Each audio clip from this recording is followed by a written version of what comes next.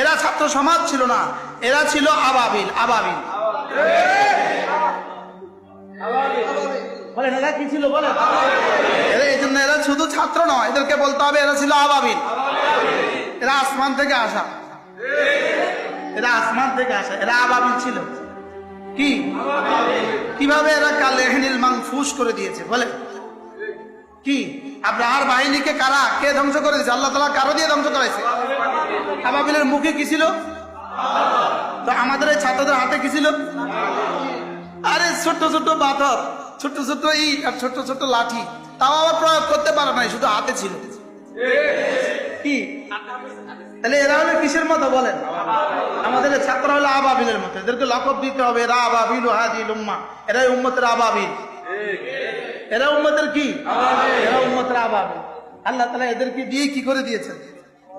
ছোট ছোট লাঠি,